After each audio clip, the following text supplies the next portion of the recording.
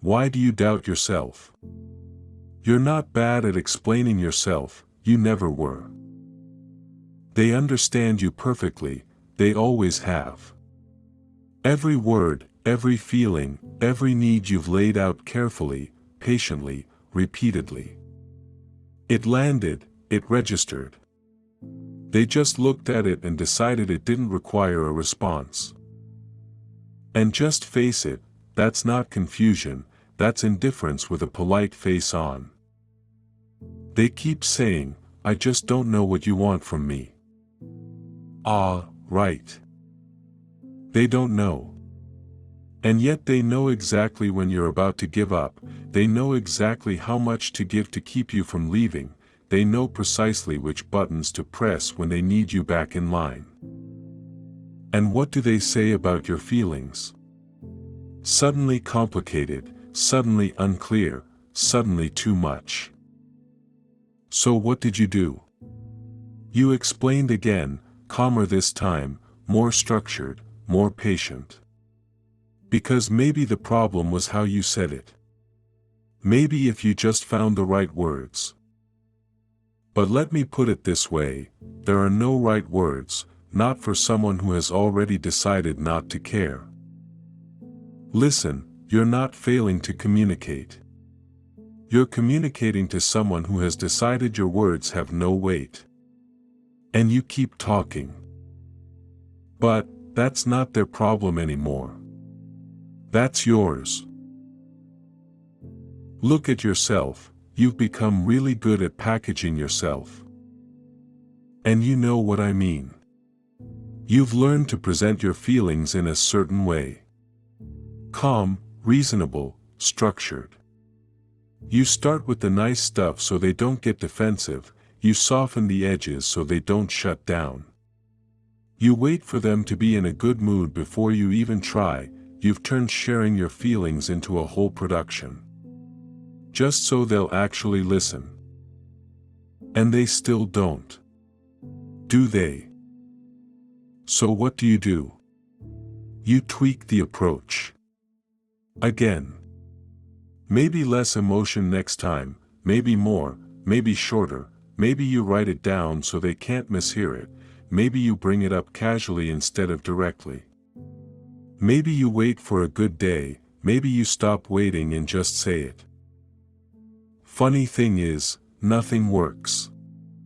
Because nothing was ever going to work. Be honest. You've had the same conversation more than once, haven't you? Maybe different words, maybe a different setting. But the same core thing, the same need, the same hope that this time it lands differently. And every time you walk away with that same hollow feeling. That quiet, familiar disappointment you've stopped even naming because it just lives in you now. But you know what, that's not normal, you just got used to it. And here's what it's doing to you without you noticing. You've started pre-editing, before you even open your mouth you're already cutting things out. Already deciding what's worth bringing up and what isn't, already calculating whether the cost of saying it is higher than the cost of swallowing it. Most of the time you swallow it. Don't you? And then they said, you never talk to me anymore. And you almost laughed. Because you talked until you ran out of ways to say the same thing. You talked until talking felt pointless, you talked until you realized that talking was only ever making you feel better for trying, not actually changing anything. Almost. See, you have to understand that you're not failing at communication.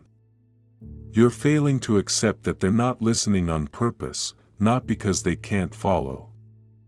Because following would mean having to respond, and responding would mean having to care. You know why? Because caring costs them something. So they choose not to.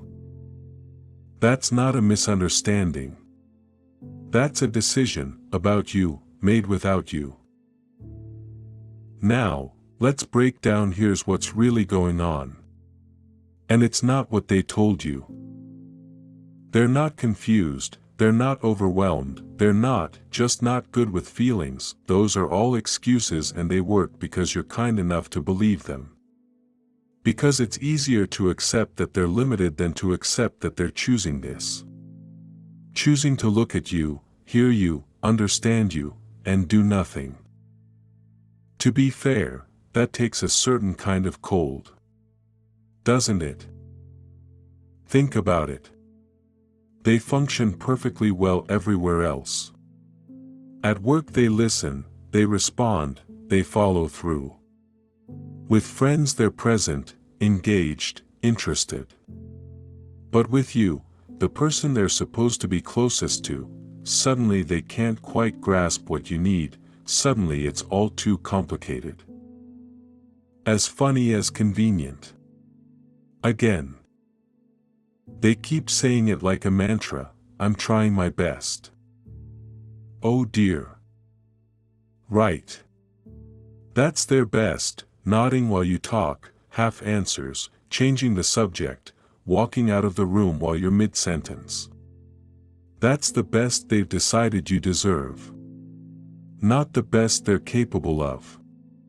The best they're willing to give you. Look, there's a difference, and it matters. Listen, here's how it actually works. You say something real, something that matters. And they hear it, all of it, and in that split second they make a calculation: is responding worth the effort?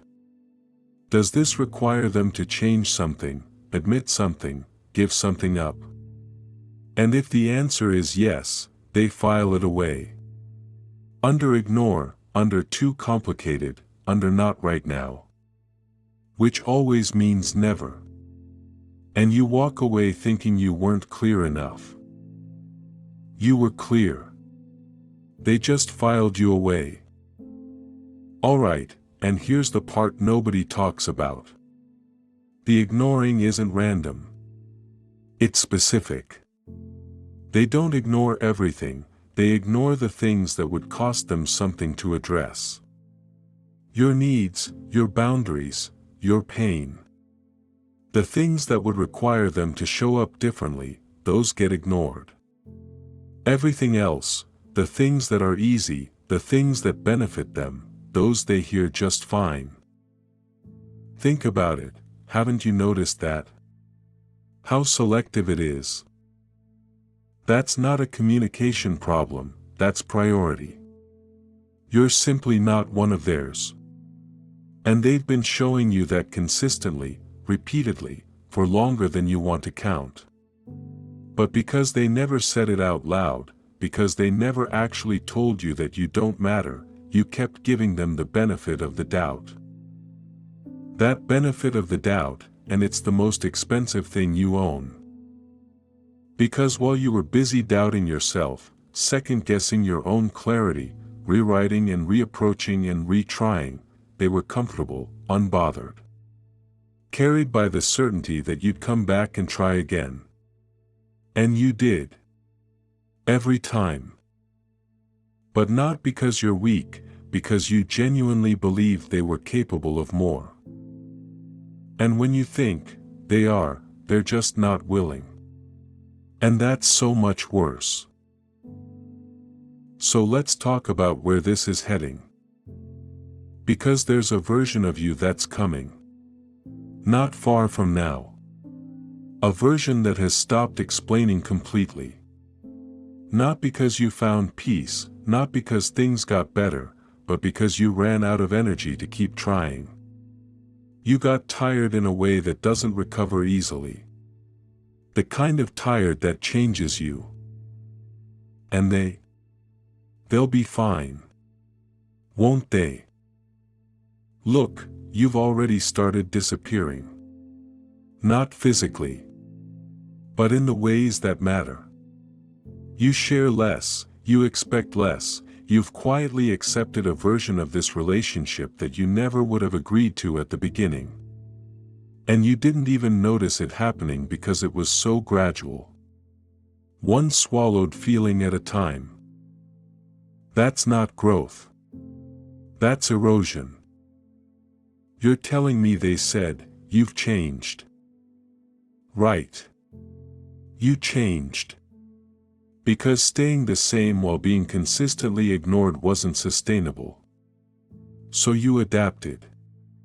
You got smaller, you got quieter, you got more careful. And they called it change like it was your fault, like you did something wrong by responding to how they treated you. The audacity. Let's be honest, here's the truth nobody wants to sit with. Every time you explain yourself to someone who doesn't care, you're not just wasting words.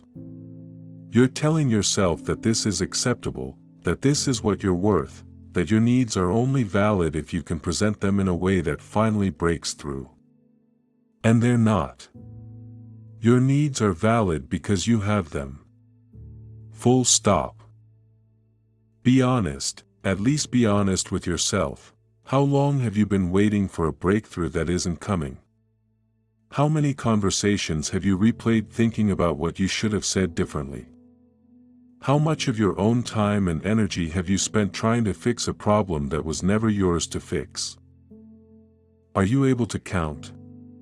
Because that's time you don't get back. And they spent that time unbothered, comfortable, unchanged. While you were working overtime on this relationship, they were coasting.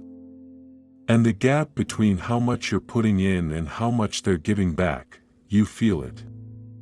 You felt it for a while, you just kept hoping the gap would close. But guess what? It won't close. Because they're not moving toward you. They never were. Listen, here's where it stops. Not when they finally hear you, not when they have some big realization and come back different. That's not coming. And waiting for it is just another way of staying stuck.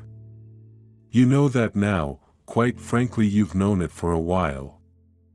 You just needed someone to say it without dressing it up. So here it is.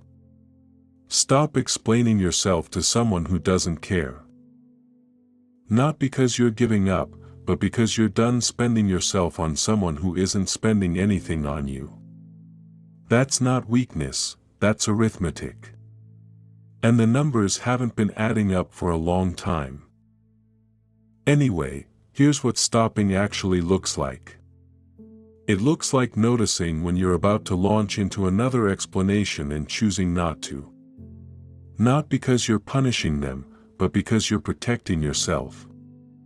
Your words have value, and value doesn't belong in a place where it's consistently treated like noise. When you think about it, it looks like paying attention to the pattern instead of the moment. Because in the moment there's always an excuse, always a reason it wasn't the right time, always something that explains why they couldn't quite engage. But the pattern doesn't lie. The pattern shows you exactly who they are and exactly how much you matter to them. Wake up and look at the pattern, not the excuses. And honestly, it looks like getting comfortable with the idea that some people are simply not going to hear you. No matter what you do, no matter how you say it. And that's not a reflection of your worth. It's a reflection of their limits. Limits they've chosen, limits they're comfortable with. You don't have to be comfortable with them too. Look, here's the cold part. The moment you stop explaining yourself to them, something will shift. Not in them. In you. Because right now a huge amount of your energy goes into trying to be understood by one person who has decided not to understand you. The moment that stops, that energy goes back to you. Back to people who actually listen, back to your own life. That's not a small thing. That's everything. At the end of the day, you were never the problem, you were just solving the wrong one. Stop solving them, and finally start choosing yourself. So here's where we land. They understood you, they always did. Every word, every feeling, every need you laid out carefully and repeatedly. It landed. They just looked at it and kept moving. That's not a communication problem. That's not a compatibility problem. That's not something you can fix with better timing or softer words or more patience. That's a choice they made about you. Every single time. And you've spent so long trying to change a decision you were never part of making. That said, stop explaining. Not because you have nothing to say, but because they've already proven your words don't change anything here. You deserve someone who listens without being begged to. And you already know that.